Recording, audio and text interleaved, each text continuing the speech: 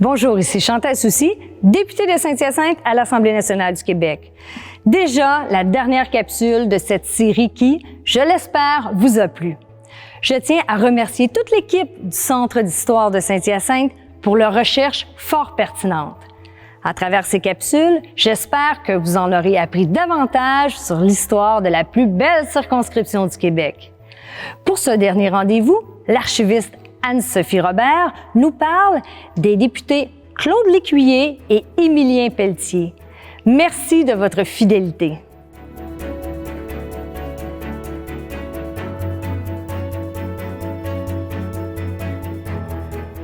Le 26 mars 2007, les libéraux remportent les élections, mais ils sont minoritaires. L'Action démocratique du Québec de Mario Dumont cause la surprise en devenant l'opposition officielle. La performance de Dumont lors du débat des chefs, de même qu'une certaine lassitude de l'électorat face aux partis traditionnels, semble expliquer ce résultat. À Saint-Hyacinthe, on suit la parade et on élit le candidat adéquiste Claude Lécuyer qui met fin au règne de Léandre Dion, en poste depuis 1994. Claude Lécuyer est né à Saint-Hyacinthe le 26 janvier 1947. Il est le fils de Roger Lécuyer-Tisserand et d'Armande Lousignan, préposé à l'expédition. Il complète ses études classiques au séminaire de Saint-Hyacinthe en 1968. Il obtient une licence en droit de l'Université de Montréal en 1971. Il est admis au barreau du Québec en 1973.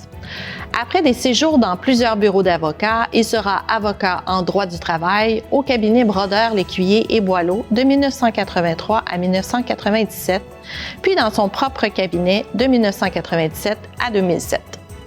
Mario Dumont nomme Claude Lécuyer porte-parole de l'opposition officielle en matière de justice. Il est également président de la Commission sur l'aménagement du territoire. Le mandat minoritaire des libéraux est de courte durée. Le premier ministre Jean Charest déclenchant des élections à peine 16 mois après le précédent scrutin. Les élections ont lieu le 8 décembre 2008. Comme le prédisaient les sondages depuis un certain temps, les résultats sont catastrophiques pour l'ADQ. Le parti passe de 41 sièges à 7 sièges seulement. À Saint-Hyacinthe, Claude Lécuyer termine troisième avec un écart de 6 129 voix par rapport au vainqueur. Après sa défaite, il revient à la pratique du droit. Le Parti québécois, dirigé par Pauline Marois, reprend du poil de la bête et parvient à faire élire 51 députés. Émilien Pelletier, le candidat péquiste de Saint-Hyacinthe, est du nombre. Né le 13 septembre 1945 à Rivière-Bleue dans le Bas-Saint-Laurent, il est le fils de François Pelletier, mécanicien et agriculteur, et de Lucienne Potvin. Il étudie en électricité à l'Institut de technologie de Rimouski de 1963 à 1966 avant de faire carrière à Hydro-Québec de 1966 à 1997, d'abord comme dessinateur, puis comme technicien et chef de section en automatisme. Souverainiste de la première heure, il s'implique tôt en politique. Dès 1967, il est membre du mouvement Souveraineté Association, puis il devient militant pour le Parti québécois à partir de 1970. Il est conseiller municipal de Douville en 2000, poste qu'il conserve jusqu'à sa démission en 2008 lorsqu'il est élu député. Lors des élections de 2008, s'il ne fait qu'une bouchée du député sortant Claude Lécuyer, il passe bien près de l'échapper face à Claude Corbeil, le candidat libéral et futur maire de Saint-Hyacinthe. Seulement 213 voix les séparent.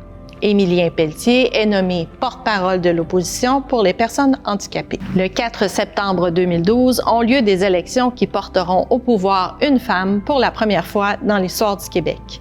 Le gouvernement de Pauline Marois est toutefois minoritaire. Le PQ obtient 54 sièges tandis que le Parti libéral, la Coalition Avenir Québec, qui en est à sa première élection, et Québec solidaire se partagent les 71 autres sièges.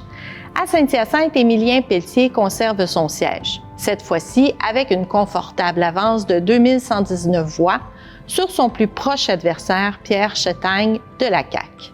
19 mois plus tard, confiante devant des sondages très favorables, la première ministre Marois déclenche des élections précipitées. mal lui en prend. L'âpreté du débat sur la Charte des valeurs et surtout l'entrée en scène du candidat Pierre-Carl Péladeau, qui ramène la question référendaire en avant-plan, ralentissent les ardeurs des électeurs qui reportent au pouvoir les libéraux, maintenant dirigés par Philippe Couillard, avec une confortable majorité de 40 sièges. À Saint-Hyacinthe, les 3 principaux candidats sont au coude à coude. La candidate de la coalition Avenir Québec, la formation politique dirigée par François Legault, remporte le comté. Chantal Soucy devient ainsi la première femme élue au provincial à Saint-Hyacinthe. Après sa défaite, Émilien Pelletier se retire de la vie politique. Et voilà, il s'agissait de la dernière capsule de la série Nos élus à Québec. Pour conclure, nous aimerions vous montrer notre magnifique lieu de tournage, la chapelle Saint-Antoine de Padoue du séminaire de Saint-Hyacinthe, un joyau patrimonial méconnu des Mascoutins. J'en profite également pour vous présenter mon collègue Martin Ostigui, agent de recherche et de diffusion au Centre d'histoire, qui a fait toute la recherche et la rédaction des capsules. Merci Anne-Sophie. Je désire remercier au nom du Centre d'histoire Madame Chantal Soucy, députée de Saint-Hyacinthe à l'Assemblée nationale, pour sa participation au projet. Merci également à Alex et Michael de Harp Studio pour leur beau travail et merci au séminaire de Saint-Hyacinthe pour nous avoir permis de tourner les capsules à la chapelle. Nos capsules sont toujours disponibles sur notre site histoiredemasca.com. Merci d'avoir été au rendez-vous.